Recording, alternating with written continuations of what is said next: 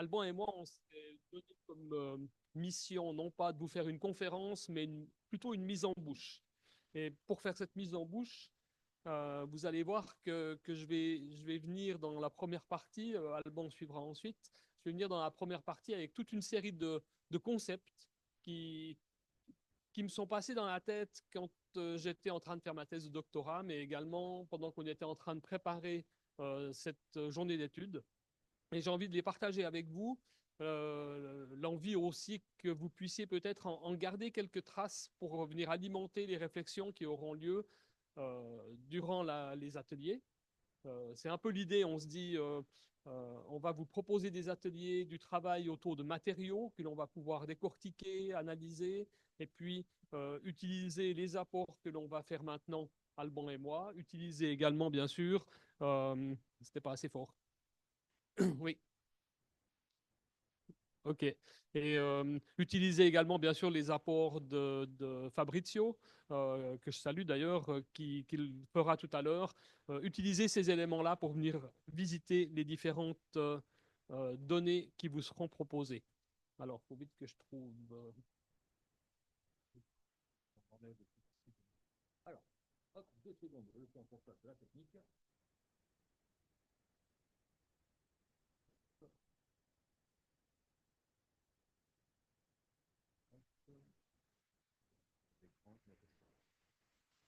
Les joies de la commodalité, on en parlait tout à l'heure. 2 secondes de nouveau. Donc pendant qu'on cherche à partager l'écran, eh bien, donc je suis très content d'être parmi vous aujourd'hui. Je m'appelle Christophe Grignon, je suis maître d'enseignement et chercheur à la Haute École de formation professionnelle en Suisse. La Haute École de formation professionnelle, c'est l'équivalent d'une HEP, formation des maîtres. Et je ne forme pas des maîtres pour l'école primaire ou pour l'école secondaire, je forme des maîtres pour l'école professionnelle. Mon public, c'est donc un mécanicien automobile, un designer en horlogerie, vous allez en avoir un aperçu tout à l'heure, ou euh, un horticulteur qui euh, se met à enseigner et tout en enseignant avec ses élèves, vient un jour par semaine dans notre école pour se former à la pédagogie, psychologie, évaluation, etc. Voilà, donc je vais démarrer avec quelques-uns des éléments. Alors, pour préparer cette journée, on a lancé un petit questionnaire qu'on a envoyé à nos réseaux pour essayer de récolter des souvenirs d'auto-évaluation ou des souvenirs d'évaluation sensibles. On a fait 2 questionnaires, un pour les personnes qui évaluent et un pour les personnes qui s'auto-évaluent ou qui sont évaluées. On a laissé assez de flou d'ailleurs dans le titre, hein. Vous voyez que le titre de la journée, on est sur évaluation, mais le titre de notre intervention, on est sur auto-évaluation. On a essayé de laisser suffisamment de flou pour que les gens puissent avoir le cerveau qui parte et qui se disent quand est-ce que j'ai vécu des moments comme ça sensibles et qu'ils puissent aller travailler sur cette dimension. Et pour préparer ce questionnaire, les éléments qui nous sont passés dans la tête, alors tout d'abord, c'est cette grande différence qu'il y a au niveau de la littérature. Quand on parle d'auto-évaluation, on parle souvent, alors là je m'appuie sur les travaux de Linda Halal, mais on a souvent dans la tête, l'auto-évaluation, c'est une personne qui se regarde ou une personne qui regarde sa pratique ou une personne qui regarde sa connaissance, c'est égal, mais quelque part, on l'imagine dans l'auto-évaluation toute seule en train de se regarder. Et ce que Linda Halal nous dit, c'est que cette auto-évaluation stricto sensu, absolument seule, elle est extrêmement rare. Ce que l'on voit dans le monde scolaire, c'est qu'on a beaucoup d'évaluations qui vont être ce que l'on appelle de l'évaluation ou de l'auto-évaluation mutuelle. Je dis ce que je pense de ma prestation et tu dis ce que tu penses de ta prestation et tu me dis ce que tu penses de ma prestation et de même pour ma part. Donc là, c'est de l'auto-évaluation ou évaluation mutuelle. C'est un moment où 2 pairs sont en train de parler de leur pratique, si on reste dans la logique du GEVAP avec l'évaluation des pratiques professionnelles. 2 pairs, on pourrait dire de même niveau de connaissance, sont en train de partager sur leur pratique. Cette auto-évaluation et évaluation mutuelle, elle a un avantage, c'est que celui qui est en train de s'auto-évaluer avec moi ou de me donner son regard sur ma pratique, il n'est pas beaucoup plus légitime que moi-même. On est au même niveau de connaissance. Donc j'ai le droit d'être sceptique par rapport à ce qu'il va me dire. Ce droit à être sceptique, il est important parce que dans la troisième forme d'auto-évaluation, qui est très fréquemment utilisée en formation et surtout en formation pratique professionnelle, analyse de pratique, etc., on se retrouve dans ce que Linda Halal classe comme co-évaluation, c'est-à-dire que l'étudiante ici est en train de réfléchir à sa propre pratique et l'enseignant lui donne l'avis que lui a sur la pratique de l'étudiant. Mais on voit quelque chose qui n'est absolument pas symétrique là-dedans. C'est-à-dire qu'on ne demande pas à ce moment-là à l'étudiante si elle trouve que la formation qu'elle a reçue pour faire cette pratique était efficace, qui serait la flèche retour vers l'enseignant. Et on ne demande pas à l'enseignant de faire un retour sur ce qu'il pense de la manière qu'il a adoptée pour enseigner. Donc, il y a quelque chose de très asymétrique que l'on ne retrouve pas dans l'évaluation mutuelle. Dans les formations que l'on donne à la HEFP, on essaye de favoriser cette complémentarité. Des visites de terrain ou alors les Québécois diraient un superviseur universitaire ou les Neuchâtelois en Suisse diraient les FEE, formateurs en entreprise. Hein, c'est joli, les FEE. Euh, le formateur praticien.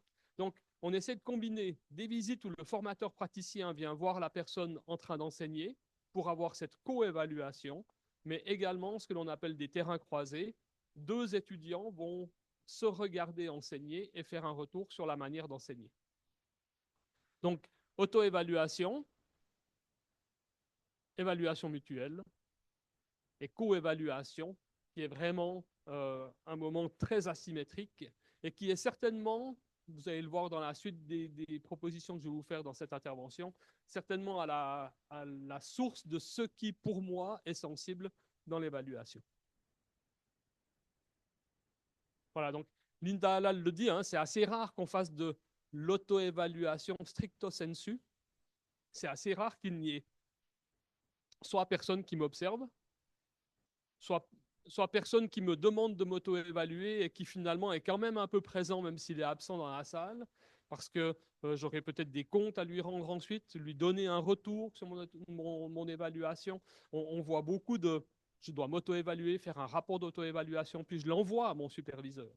Hein, donc, au moment où je suis en train de m'auto-évaluer, oui, bien sûr, je suis tout seul, mais je ne suis pas si seul. Et mon rapport, il est adressé à quelqu'un.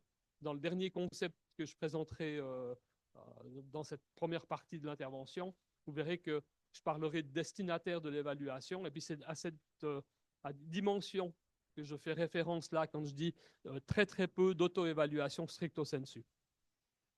Pour la petite histoire, j'ai déjà remarqué, à mes temps libres, je m'amuse à m'entraîner au tir à l'arc.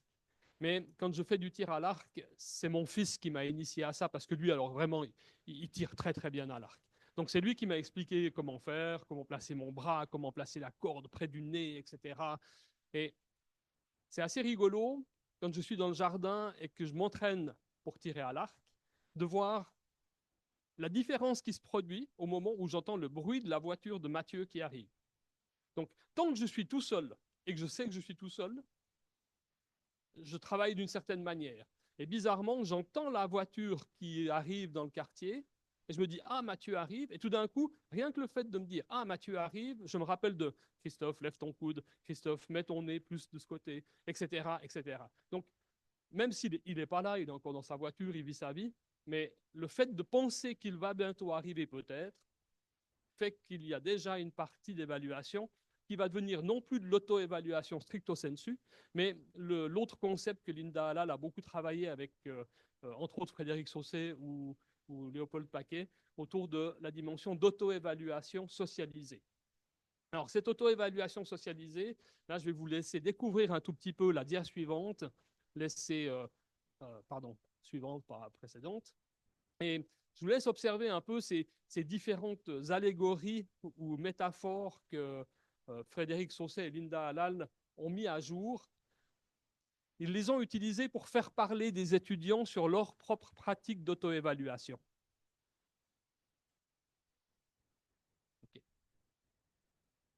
Et en fait, si vous les parcourez, vous pouvez vous dire, tiens, finalement, alors, dans mes souvenirs d'auto-évaluation ou dans les traces que vous aurez à disposition cet après-midi pour les amis du Québec ou demain matin pour les amis européens. Euh, Est-ce que certaines de ces dimensions vont revenir dans les traces que l'on a récoltées? Hein, on voit des caméléons, ma couleur affichée est celle des professeurs. Je suis conforme à l'avis qu'ils ont émis sur moi dans leurs commentaires. Donc, quand je suis dans cette posture-là, c'est que je suis en train de m'auto-évaluer, non pas en me disant, mais qu'est-ce que je pense de ce que j'ai fait, mais qu'est-ce que je pense que tu penses que j'ai fait. Vous en avez d'autres, hein, avec l'aigle qui va planer et regarder ça d'assez loin.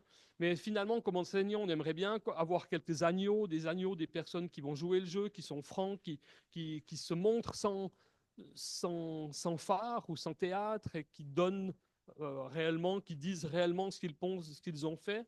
Mais l'agneau, il est toujours à se dire, mais j'espère qu'on ne va pas me croquer à la fin. Hein. Vous avez le pan. Alors ça, moi, je remarque assez souvent quand je vais faire des leçons d'observation sur le terrain, les personnes qui enseignent d'une certaine manière, mais si Gremion vient, franchement, il faut intégrer un peu de numérique et faire du travail de groupe. S'il y a un peu de travail de groupe et un peu de numérique, il va être content. Hein. Et il y a quelque part de, voilà, je vais donner, soit montrer mes plus belles plumes, comme le pan, soit je vais commencer à ruser un peu, comme le renard, et à prendre des stratégies pour donner à voir une facette qui est la plus intéressante. Alors, derrière cette auto-évaluation socialisée, un troisième ou quatrième concept qui m'est venu en tête et que j'utilise beaucoup dans la dimension de l'évaluation des pratiques professionnelles. Alors ça, c'est quelque chose qui nous vient de Jean-Claude Kaufmann. Au départ, je le connaissais plus avec les histoires de seins nus sur la plage ou de laver son linge sale en famille. Euh, mais en fait, dans d'autres ouvrages comme celui-ci, Ego, euh, pour une socialisation de l'individu, il nous propose un carré où il nous dit, à l'intérieur de ce carré, il y a toute une série de dialectiques qui rentrent en jeu quand la personne est en train de se socialiser, de s'acclimater à un milieu. Et il propose donc, et la flèche rouge, je l'ai mis en rouge pour ça, tout d'abord une première dimension qui est entre mon habitude, alors on ne parle pas d'habitus à la Bourdieu, mais de l'habitude chez Kaufmann, ça veut dire ce que je fais, ma manière de faire les gestes, l'habitude, mon geste, et ma réflexivité individuelle, ce que je pense que je dois faire, comment est-ce que c'est en accord. Et on peut dire que ça, c'est le niveau premier de l'auto-évaluation. Quand on s'auto-évalue, on se dit j'ai fait quelque chose et qu'est-ce que je pense de ce que j'ai fait. Mais ce n'est pas si simple. Hein. Vous voyez bien qu'il y a 5 autres flèches dans le schéma. Et puis ces 5 autres flèches vont toutes avoir de l'influence. Alors on va aller visiter un peu les différents pôles qui sont proposés dans ce carré. On a tout d'abord la réflexivité sociale. Alors la réflexivité sociale, ce n'est pas ce que vous pensez, vous, dans la salle, de ce que je devrais faire, mais c'est ce que je pense, moi, que vous êtes en train de penser de ce que je devrais faire. Parce que tout ce carré, enfin, il faut le voir, il est dans la tête de la personne. Ce n'est pas à l'extérieur. C'est ce qu'il se représente ou ce que je me représente de ce que vous pensez qui serait une bonne manière de m'adresser à vous. Donc la réflexivité sociale va rentrer en conflit avec ma réflexivité individuelle. Il y a une différence entre ce que je pense que je dois faire et ce que je pense que vous pensez que je devrais faire. Il y a donc aussi une tension possible entre l'habitude, le H, et la réflexivité sociale, entre ce que je fais maintenant et ce que je pense que vous pensez que je devrais faire. Et puis vient se complexifier ici le schéma avec le dernier point, le S, qui est le cadre de socialisation. En ce moment, je vous parle en étant debout derrière un bureau dans une salle d'université. Donc ce que je pense que vous pensez que je devrais faire est fatalement influencé par le fait qu'on est ici. Si on continue cette même discussion ce soir à la casserole lilloise, c'est bien ça? Aux casseroles lilloises, il y aura plusieurs casseroles. Ouf. Euh, si je pense à la même discussion qui se poursuivrait ce soir, il est fort possible que ma manière de m'adresser à vous, le vocabulaire utilisé, euh, le ton de la voix, la posture, qu'il y ait des modifications à plein de niveaux différents dans ma manière de vous parler.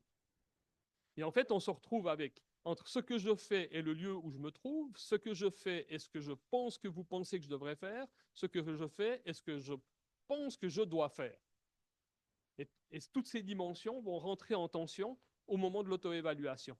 Hein, quand Linda Hallal et Frédéric Saucé nous disent l'auto-évaluation stricto sensu, c'est rare, c'est extrêmement rare. Il y a toujours quelqu'un d'autre qui vient s'inviter dans la réflexion ou dans la discussion ou discussion intérieure. C'est cette réflexivité sociale et c'est ce cadre de socialisation. En fait, nous, on parle d'évaluation des pratiques professionnelles. Et puis, si on pense à une pratique en stage et qu'on repense à ce carré dialectique de Kaufmann, en fait, le carré, il se complique un tout petit peu quand même. Ça aurait été trop simple avec seulement 6 dialectiques. Mais le cadre de socialisation, c'est quoi? Le cadre de socialisation, c'est l'université dans laquelle j'apprends à enseigner, ou le cadre de socialisation, c'est l'école dans laquelle je suis en train de faire mon stage. Parce que finalement, on se retrouve avec, dans ma tête, 2 cadres de socialisation différents. Je pourrais être en train de prendre les points de repère de mon prof de stage qui m'a dit tu devrais faire comme ça l'enseignement des maths, ou je peux prendre le conseil de mon superviseur universitaire qui a tellement insisté sur une posture de mise en commun socio-constructiviste dans laquelle on laisse parler, on met en confrontation. Et mon enseignant qui, lui, me dirige vers des méthodes totalement différentes. Et moi, ma réflexivité individuelle là-dedans, je la compare à quoi? Est-ce que je la compare à ce que me dit le formateur universitaire ou est-ce que je la compare à ce que me dit mon prof de stage? Et on va être dans quelque chose qui va grandement se complexifier. Puis bon, pour la petite histoire, j'ai bien l'impression que heureusement que ce soit complexe, que c'est complexe, parce qu'autrement la personne, elle ne serait pas appelée à faire un choix. Donc elle va devoir se dire, mais finalement, je vais être plutôt en phase avec ce qu'on me dit dans le terrain ou en phase avec ce qu'on me dit dans l'université, ou est-ce que je vais créer ma propre posture en combinant les deux?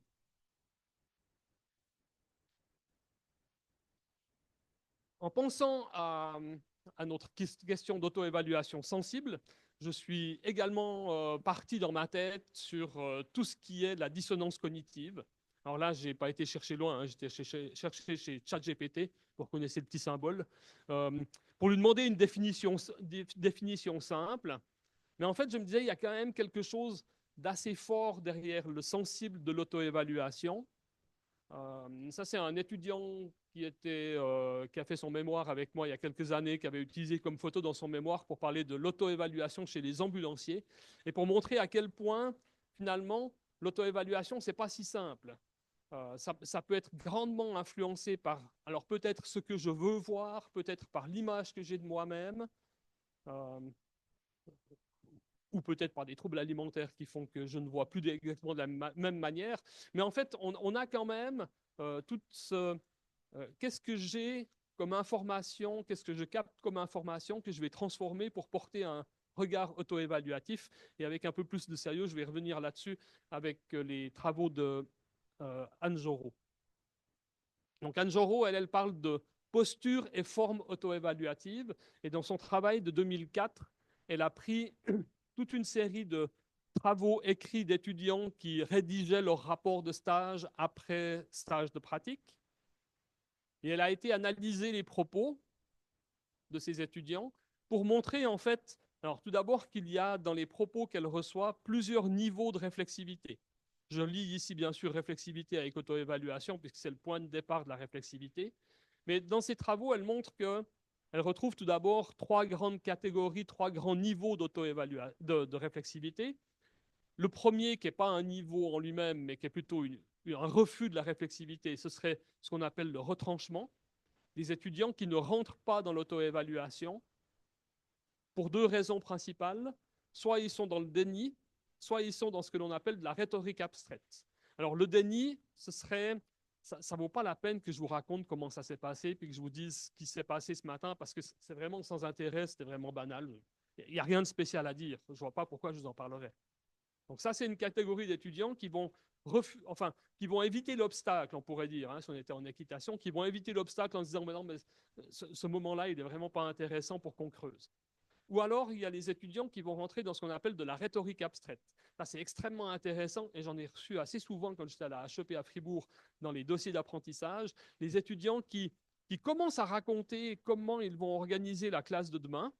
Et alors demain, ils vont organiser justement la classe puisque c'est Gremion qui lit, ils vont parler de faire des ateliers. Donc, ils sont en train de dire qu'ils vont créer des ateliers, puis à ce moment-là, le langage il change. Et puis, on n'est plus au passé composé pour dire comment s'est passé l'atelier, mais on va passer au présent dans les textes assez souvent.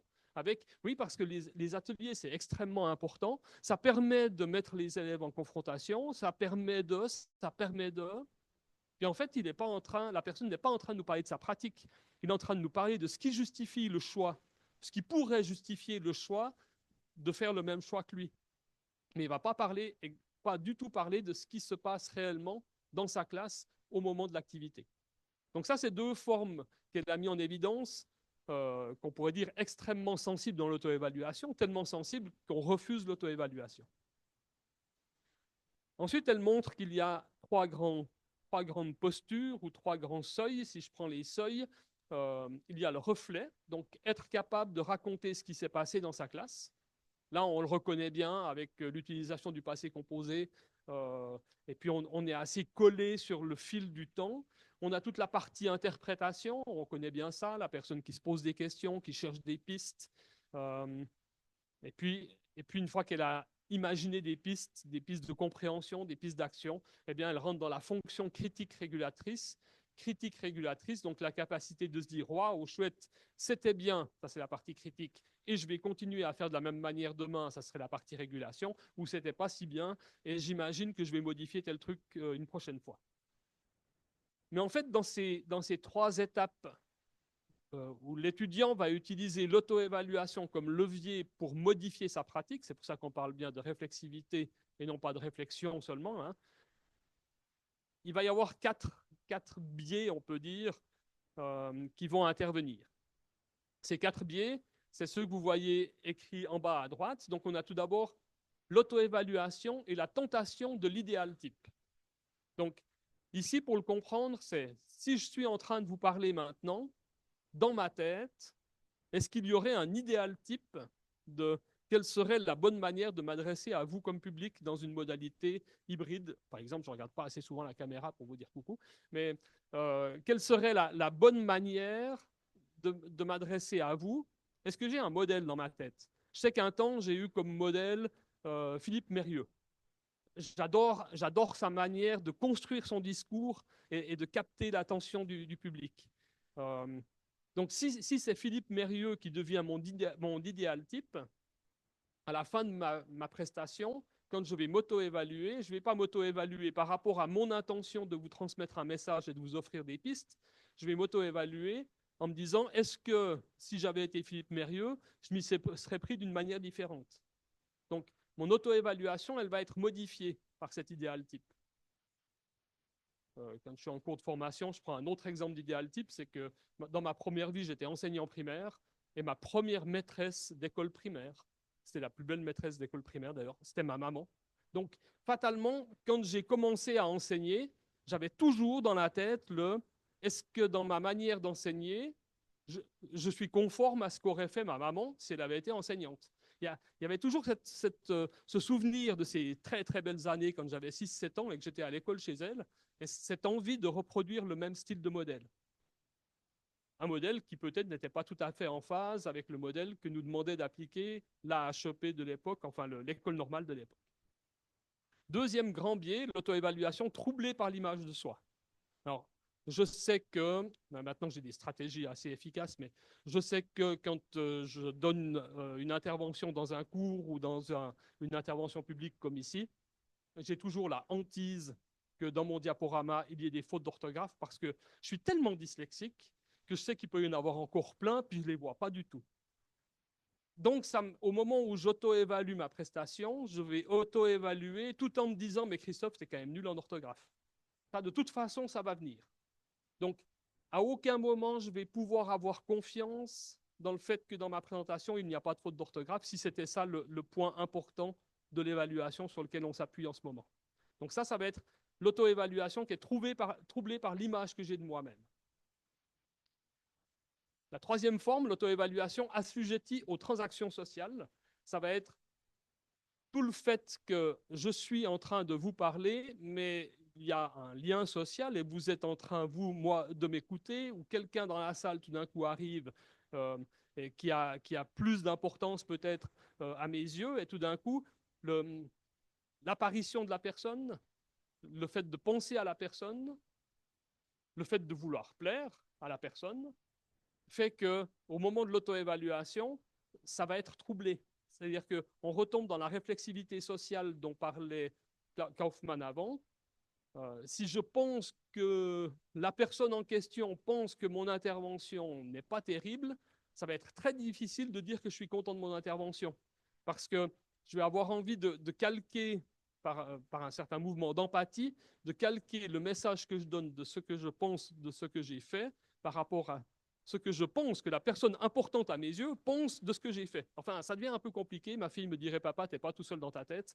Mais en fait, c'est à peu près ce qui se passe dans les exercices d'auto-évaluation. Puis enfin, la dernière, alors celle-ci, elle est plus simple. C'est l'auto-évaluation annexée à la pensée narrative.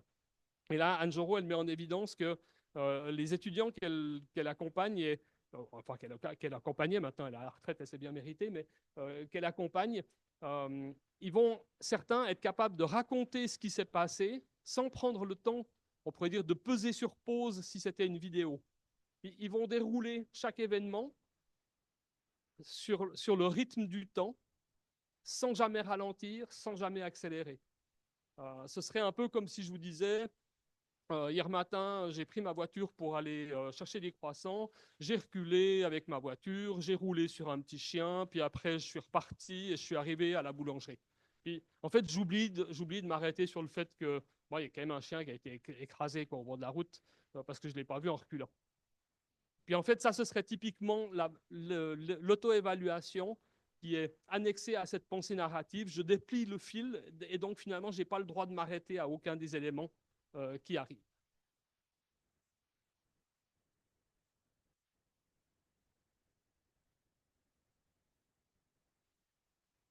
Un autre élément qui m'est revenu en tête quand on préparait cette journée d'études, c'est un élément qui est développé par Luc Boltanski dans De la critique petit précis de l'émancipation. Merci Alban. Et dans cet ouvrage, il nous confronte à deux formes de réflexivité qui ont lieu dans l'exercice de l'auto-évaluation et au service de l'émancipation. Il dit que lorsque l'on est en train de s'auto-évaluer, on peut le faire par recherche de confirmation ou par recherche de critique, par l'exercice de la confirmation ou par l'exercice de la critique. Donc ça veut dire que ça, je l'ai mis ici pour si jamais ça vous intéressait, mais on ne va pas s'arrêter dessus. Vous avez la possibilité de revenir sur le lien. Mais ça veut dire que si je suis architecte et que je suis en train de créer une maison, je peux créer une maison en me disant je veux une maison qui soit tout à fait dans la norme de ce qu'est une maison habitable, qui soit pratique, qui soit fonctionnelle. Et bien sûr, par confirmation, je vais faire la maison plutôt de gauche. Enfin, en tout cas de gauche à l'écran ici. Je ne sais pas si ça fait encore à gauche à distance, mais vous traduirez, c'est la maison plutôt avec les murs jaunes. Et si je suis uniquement dans la dimension critique qui va être la dimension qui va vers le style personnel, vers la créativité, l'inventivité, je vais plutôt être en train de créer une maison qui ressemble là-bas à une maison de hobbit ou de coquillage, on ne sait pas trop. Peut-être pas tout à fait fonctionnel, peut-être pas évident à meubler, mais quand même, c'est tellement beau. Non, en fait, plus sérieusement, Luc Boltanski nous dit que si on n'a qu'une seule réflexivité, ça ne marche pas. C'est-à-dire que si on ne travaille que par réflexivité, par confirmation, on devient quelqu'un qui applique seulement les procédures, qui applique sans trop réfléchir. Il parle de moutons et de suivre le troupeau. Il y a cette idée de finalement se fondre dans la masse au sens propre du terme. Mais si on n'est que critique, finalement, on n'est pas gérable et on tombe du côté plutôt anarché. Et on ne rentre pas non plus dans la société. La seule manière, c'est d'être capable de combiner les deux, d'être autant qu'est-ce que je pense par rapport à la norme et qu'est-ce que je pense par rapport à la valeur de la norme et donc à mon envie de m'écarter de la norme. Et tant que je n'ai pas ces deux rapports à la norme, vouloir y ressembler et vouloir m'en distancer, je ne vais pas réussir à m'émanciper si on prend les travaux qu'il a présentés. Alors, dans la même idée, là, on retourne chez Batkin, qui a été utilisé, cité beaucoup par Clos. Et puis là c'est des textes que je prends depuis chez Filietta. Là non plus, on ne va pas s'arrêter pour lire ça. Mais il y a cette dimension de quand je suis en train de m'exprimer et donc de m'auto-évaluer, je peux avoir soit faire appel à ce qu'on appelle du dialogue. Je discute avec Alban, là, ça c'est du dialogue, c'est ce qu'on appelle un dialogue au registre interpersonnel. Ou bien je peux penser pour moi ce que je suis en train de faire, et là je serai sur du petit dialogue ou le registre intrapersonnel. Je suis en train de me dire que, hein, quand je me dis que je devrais peut-être, là c'est mon petit dialogue intérieur. Donc il y a du petit dialogue chez la personne, registre intra, et il y a du dialogue avec une autre vraie personne, registre interpersonnel. Et puis, alors, on peut mettre le lien avec Boltanski ici, hein, en se disant, quand je suis en train de parler avec quelqu'un qui me donne son avis et que j'écoute son avis, je suis plutôt dans le registre de la confirmation. Je cherche à ressembler à un modèle. Quand je suis plutôt dans mon petit dialogue, je suis plutôt dans la dimension critique qui est détachée du modèle. Et puis, on a une troisième dimension qui va s'appeler le grand dialogue. C'est au moment où, dans ma propre réflexion individuelle, je suis en train de convoquer, alors soit une troisième personne ou une deuxième personne qui va être un interlocuteur. Je suis en train de, de vous parler tout en me disant, mais que dirait mon copain Philippe Mauban s'il était là et qu'il m'écoutait?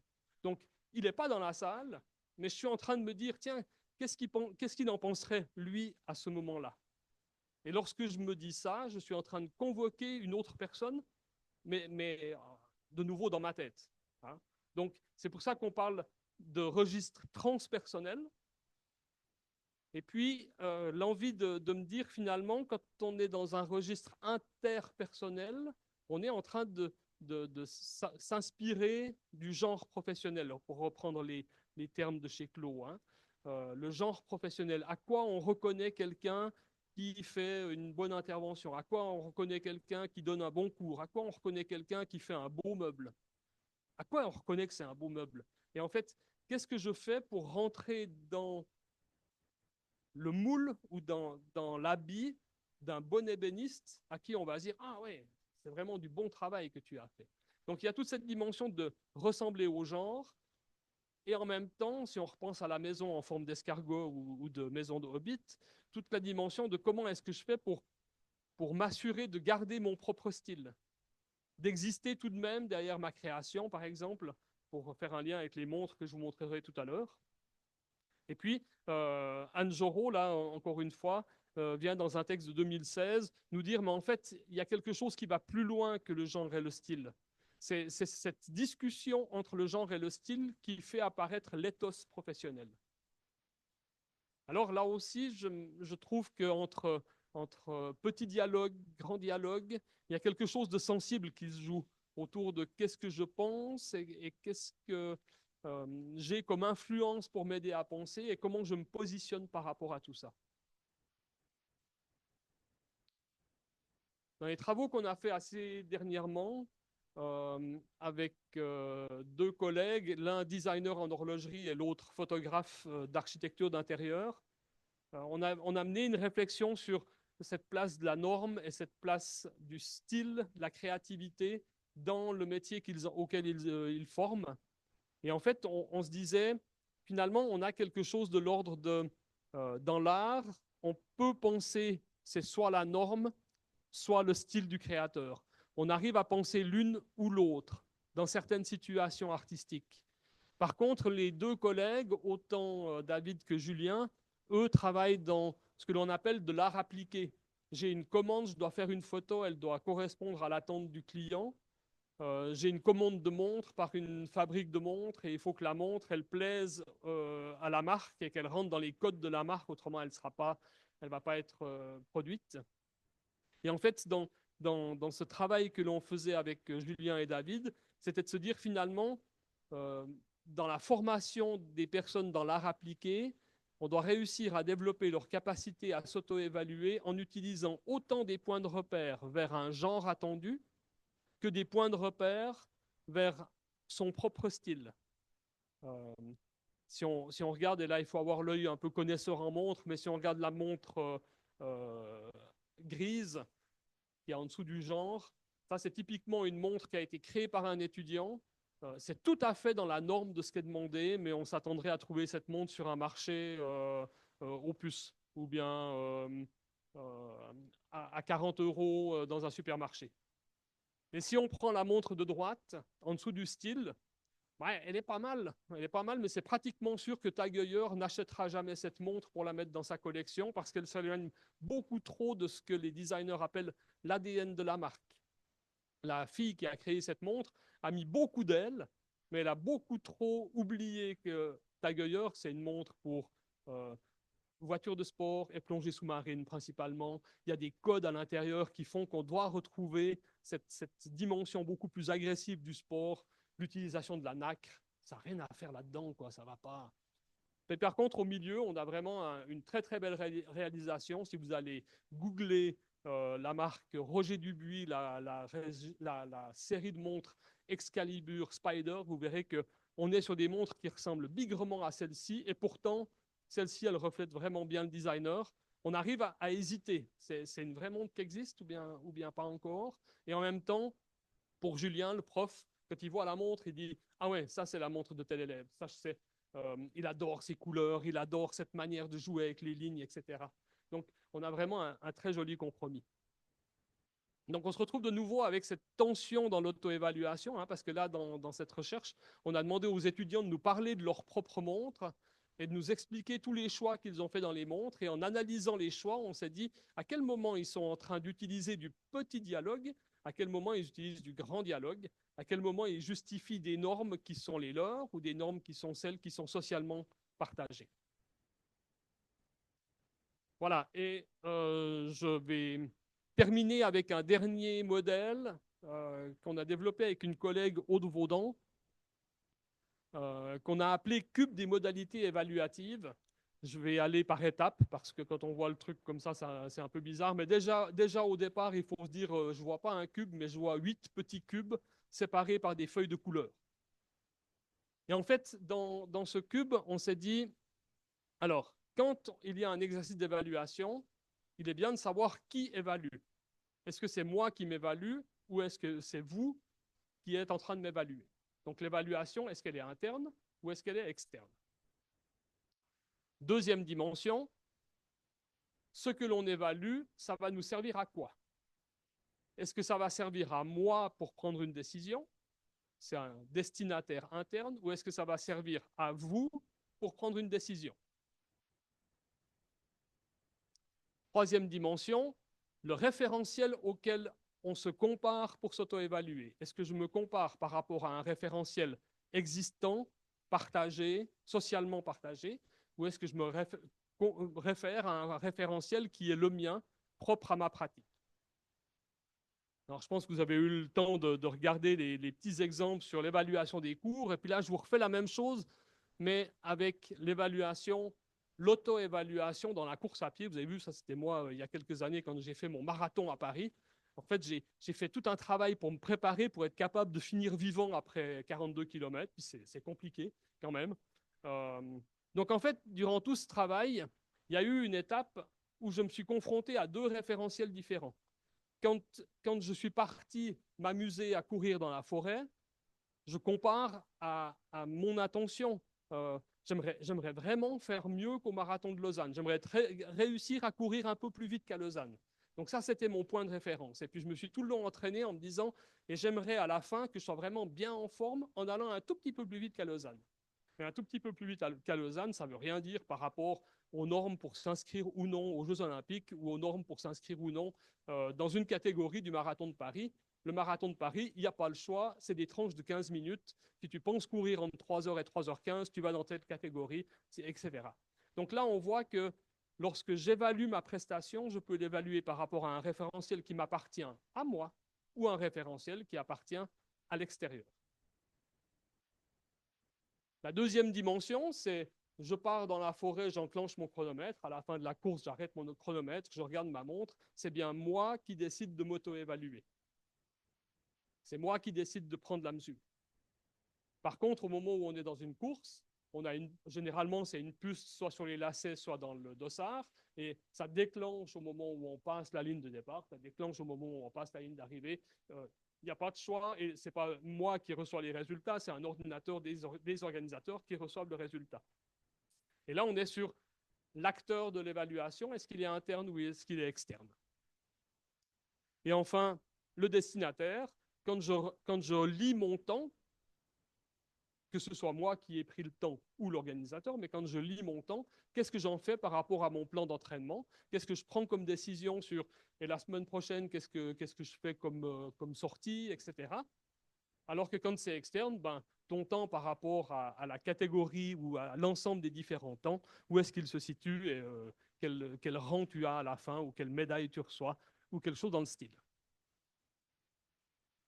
Donc en fait, ces différents cubes, on les a utilisés avec Aude pour travailler sur ce qu'il se passe de sensible chez les étudiants quand ils sont en train de s'auto-évaluer à travers la pratique du portfolio. Parce qu'on se disait, il y a quelque chose de pervers. On leur demande de prendre des traces par eux-mêmes pour eux-mêmes, mais finalement, on leur demande de nous donner à voir les traces. Enfin, finalement, on leur dit que c'est pour eux, mais finalement, c'est quand même un peu pour nous. Et on s'est rendu compte que finalement, chaque fois qu'on traversait une de ces zones de couleur, on était en train de toucher à quelque chose de sensible. C'est-à-dire qu'il faut que ce soit absolument transparent.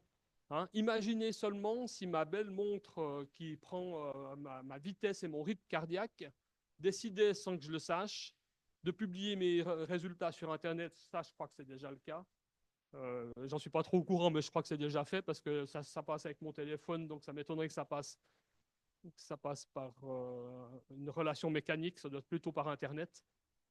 Mais imaginez que mon médecin ou mon assureur maladie, puisqu'en Suisse, on a des assureurs maladie indépendants que l'on choisit et qui choisissent de nous assurer ou bien pas, reçoivent mes résultats sans que je sois au courant. Donc là, on se retrouve de nouveau sur quelque chose d'extrêmement sensible, me semble-t-il, fortement en lien avec les données qu'on va vous proposer d'analyser cet après-midi pour les personnes à distance ou demain matin pour les personnes soumises à l'horaire européen. Voilà, j'ai terminé cette première partie. Je vais passer la parole à Alban pour la suite. Je vous ai mis un bout de bibliographie de ce que j'avais utilisé. Et Alban, à toi la parole. Merci beaucoup, Christophe. Rassurez-vous, chers collègues, je ne prendrai pas autant de temps pour tenir le programme. Il est déjà 15 heures et donc on a la pause. Ça aussi, c'est promis, ce sera fait à 15h15. Ça sera tenu. Pour finalement mettre à fin progressivement cette mise en bouche que nous avons souhaité faire grâce aux résonances notamment de Christophe. Pour ma part, je vais un petit peu ramener d'où est venue finalement originellement cette idée d'organiser cette double journée d'études sur le sensible dans l'évaluation.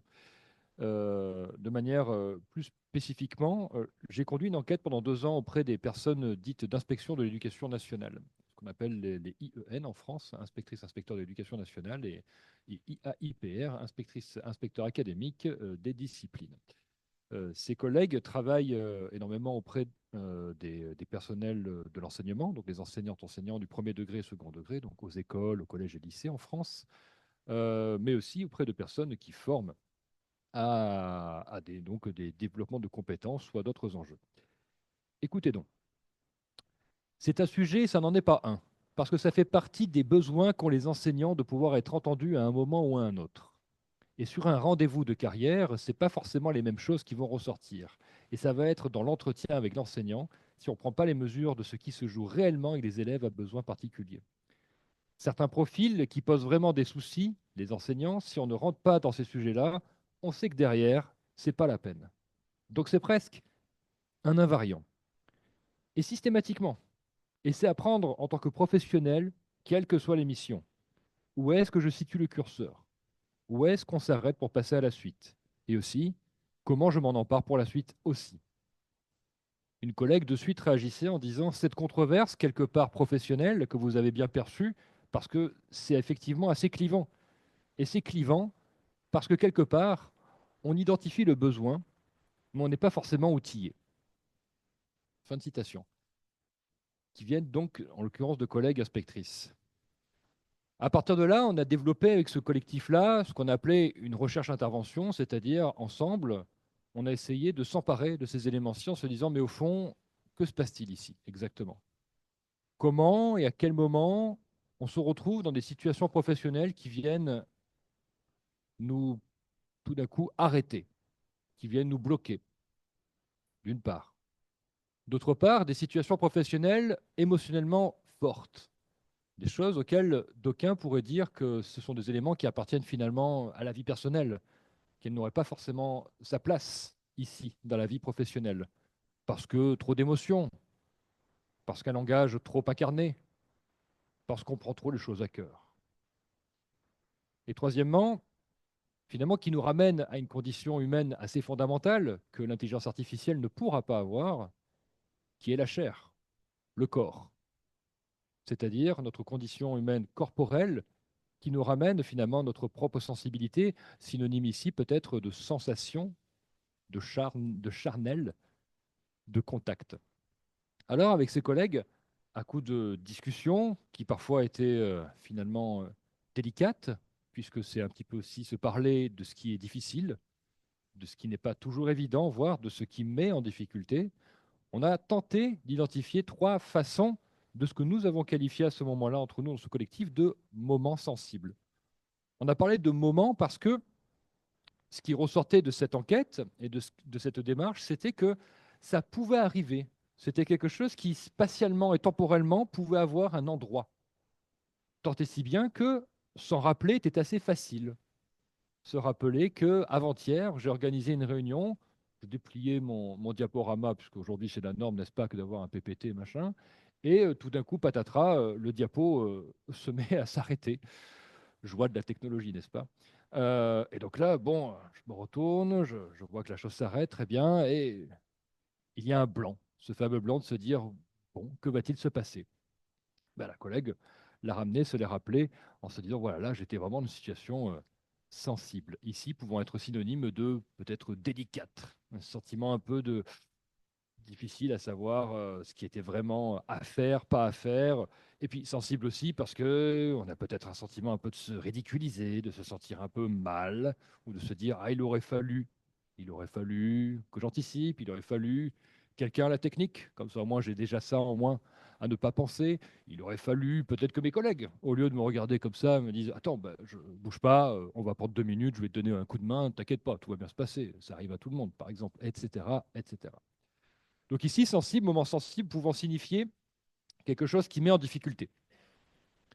Qui met en difficulté, ceci pour plusieurs raisons. L'exemple que j'ai donné, donc c'est une raison qu'on pourrait qualifier de technique, ou alors qu'on pourrait qualifier d'exogène, c'est-à-dire qui n'est pas propre à la personne, ni même à quelqu'un. La technologie, ma foi, voilà, hein, c'est propre à personne. Et d'un autre côté, nous sommes là. Nous avons bien des humains qui veillons à l'alimenter, à l'installer, à nous le mettre en forme et en place. Et je remercie le staff technique d'Eslil et de la Cato pour avoir permis d'avoir ici un matériel qui fonctionne parfaitement. Deuxième façon d'avoir vu les choses, ça va être le collègue qui va me ramener en disant je suis arrivé dans la classe et à ce moment-là, j'ai eu la chair de poule. J'ai senti qu'il s'était passé un truc avant que j'arrive parce que les mômes ne bronchaient pas, le prof non plus, le collègue. C'était une espèce de blanc, un truc très western. Il manquait plus que la botte de paille qui tourne et puis le tour était joué. Et là, j'ai senti. J'ai senti déjà mes poils s'hérisser. Je me suis dit qu'il se passait un truc et que là, je devais faire quelque chose, ou peut-être pas, mais que vu que c'était passé quelque chose qui m'avait donné le sentiment que c'était peut-être grave, synonyme de un truc important, à tout le moins, il fallait que je fasse attention. Soit attention à ce que je lance l'action que j'avais prévue, donc mon inspection en l'occurrence, et voilà, faire comme si dépasser en quelque sorte cette sensation que j'avais, soit peut-être mettre des pieds dans le plat en disant il s'est passé quelque chose, enfin, ça va? Ou voilà, ces fameuses questions qu'on se pose dans la vie ordinaire quand on voit que quelqu'un va pas très bien et qui paradoxalement va appeler la question de ça va? Alors que souvent on sait que la personne, si elle devait être sincère, nous répondrait non, ça ne va pas. Mais auquel on ne se sent pas systématiquement prêt ou prête à accueillir, à recevoir ou à traiter, ce qui est encore autre chose. Donc là, moment sensible pouvait signifier ce qui nous ramène à ce côté charnel de l'activité, qui sont les nôtres, les activités de l'humain. Pour la plupart d'entre nous, peut-être qu'il y a des personnes pour qui l'activité professionnelle n'est pas directement dans le lien humain, mais peu ou prou, nous serons mis en lien d'une façon ou d'une autre avec, avec les autres personnes humaines ou soi-même, comme l'a rappelé Christophe, avec le petit dialogue et le grand dialogue. Et enfin, une troisième façon d'avoir abordé le moment sensible dans cette équipe de recherche-intervention, c'est ce qui peut être un peu synonyme de risqué, mais à moindre risque, et en même temps tricky, un peu difficile, dans le sens hard, c'est-à-dire c'est pas évident, quoi, pas facile. C'était cette fois où finalement la collègue avait anticipé qu'elle allait avoir en face d'elle euh, vous allez peut-être rire, hein, mais on est en France, hein, en face d'elle, une grosse équipe d'enseignantes et d'enseignants syndiqués. Et que, bon, ben, elle n'allait pas forcément être accueillie à bras grands ouverts, puisque, de fait, elle vient piloter une formation qui est commanditée par le ministère, et que, bon, à ce moment-là, bien que ça n'ait pas trop changé, fin de la parenthèse, il y avait un certain climat social difficile entre, finalement, l'équipe, en tout cas, ce qui se représentait comme une équipe ministérielle, et en l'occurrence, cette équipe enseignante en grand nombre syndiqués. Et donc, la collègue nous expliquait que voilà, avant même d'y être, j'avais la boule au ventre, quoi. D'une part, et d'autre part, c'était un enjeu difficile dès le départ. C'est-à-dire, j'étais pas censé aller là-bas pour convaincre de quoi que ce soit. Je suis formatrice, je vais faire mon travail, c'est-à-dire ce pourquoi je suis payé, et puis ce pourquoi je me déplace. Donc je viens, j'ai un contenu, en plus de ça, un contenu qui était co-élaboré avec les collègues enseignants, donc à moindre risque, pourront nous dire, mais quand même à risque, puisque la veille, il s'était passé un événement fort national, et qu'elle se disait, j'ai une chance sur 1,2 que ça arrive, qu'au moment, dans la formation, d'une manière ou d'une autre, une collègue ou un collègue va, au bout d'un moment, comme on dit, mettre le pavé dans la mare, c'est-à-dire, bon, et si on en parlait un petit peu de ce truc-là, et que de fait, ça détourne d'activité de ce pourquoi j'étais venu, moi, en tant que formatrice, c'est-à-dire, bah, j'ai 2 heures et je suis là pour former à ceci, cela. Or, comment je fais avec ça? Donc, cette notion de risque qui était finalement non pas de danger de mort, mais de danger peut-être symbolique, comme dirait Elias, c'est-à-dire ce côté, ou comme dirait l'autre Kaufman, de perdre la face, de se dire j'arrive en tant que formatrice, mais il va peut-être falloir que je prenne une autre face que pourtant moi je ne voulais pas prendre et que je n'étais pas forcément disposé à prendre, qui est quoi? La personne qui justifierait une décision, un arbitrage qui a été pris la veille, mais qui ne dépend absolument pas de moi. Mais puisque l'enjeu fait que je représente l'institution en tant que personne formatrice, je vais quand même devoir plus ou moins tenir la chose. Je ne vais pas pouvoir me permettre de dire ouais, vous avez raison, c'est clair, c'est tous les mêmes. Mais non, il va falloir que je tienne la face. Et que peut-être surtout, et c'est ce que proposait le verbatim, d'arriver à dire eh bien j'entends, mais chers amis, je vous propose de revenir à ce pourquoi nous sommes ici et maintenant réunis, c'est-à-dire la formation. Mais comment faire face à une colère, et puis deux colères, et puis finalement un petit bouillon de colère qui va dire oui, oui, c'est vrai, c'est inadmissible, etc. De sentir que bon, là, si je vais dire, et donc si nous parlions de didactique des mathématiques maintenant, je n'allais pas forcément être bien accueilli, voire tout simplement écouté. Cette capacité aussi à se sentir accueilli par l'autre, par cette écoute, cette posture que l'on attendrait au fond de l'autre et de soi.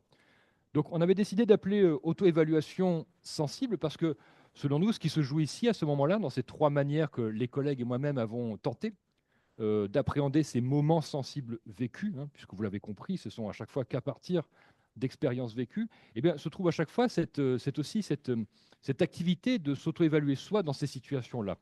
Et donc, la proposition, et je terminerai là-dessus pour nous entraîner progressivement vers la pose du quart, ça a été de considérer qu'au fond, en même temps que je m'interroge et que j'essaye de m'auto-évaluer moi-même dans ces situations-là, qui me mettent finalement dans une difficulté quelconque ou dans une sensation forte, dans le même temps, j'évalue aussi ce qui relève du sensible ou non dans cette activité-là. C'est-à-dire que je m'identifie dans le même temps en tant que professionnel à ce pourquoi je suis là. Ça, c'est le côté la formatrice qui se disait, moi, je ne suis pas là pour défendre le ministère, mais d'un autre côté, je n'allais pas non plus arriver en disant, il faut peut-être parfois passer par l'étape, ouais, vous avez bien raison, allez, on crache un bon coup dessus, puis après, on passera à autre chose. Non, ce n'est pas du tout si simple que ça. Et puis, il y a des enjeux éthiques et déontologiques qui ne me permettent pas de le faire. D'autant plus que, encore une fois, ce n'est pas en disant vous avez raison que l'affaire va se régler, qu'on va passer à la formation.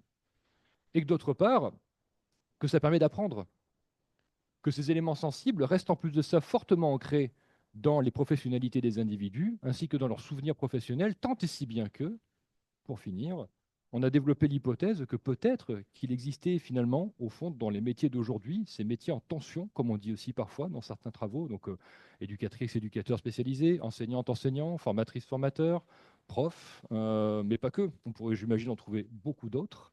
Donc inspectrice, inspecteur aussi, évidemment, etc., etc.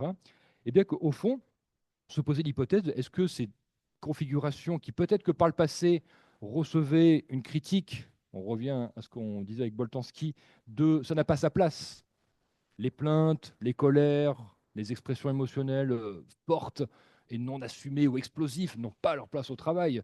Peut-être aujourd'hui viendraient interroger, je dis bien peut-être parce que c'est une hypothèse et là c'est sous la forme d'une question de recherche, ne viendrait-elle pas finalement redessiner, re-questionner les formes aujourd'hui de nos métiers? Et si je devais reformuler ce que je viens de dire pour être plus court et plus précis, est-ce qu'au fond, ces moments sensibles ne seraient pas des leviers pour mieux comprendre ce qui ferait aujourd'hui nos activités dans les métiers de l'humain? Quitte à, finalement, passer à côté ou tricher ou gruger, il faudrait trouver les normes de notre métier au moment où on le tient pour mieux pouvoir justement embrasser l'affaire et le mettre en activité. Désobéir, ouais, tu as raison, c'est vrai. Ça fait un petit tease avec l'année prochaine, mais ouais, désobéir, ouais. Voilà. Merci à toutes et tous en présence et à celles qui nous ont rejoints et à celles et ceux qui nous rejoignent aussi à distance. Il va être quart, donc ce qui est prévu, c'est une petite pause d'un quart d'heure pour permettre aussi à Fabrizio, merci Fabrizio, qui applaudit d'ailleurs, à Fabrizio de venir. Nous, pendant ce temps-là, on va faire la petite connexion pour que tout puisse se dérouler à 15h30. Chers collègues en présence, et je dis ça exprès pour que les collègues à distance se disent j'aurais dû venir à Lille, il y a du café pour vous, toutes et tous là-bas, ainsi que de l'eau, ainsi que de quoi manger. N'hésitez pas, c'est pour nous. Voilà. Merci encore, et donc rendez-vous dans un quart d'heure.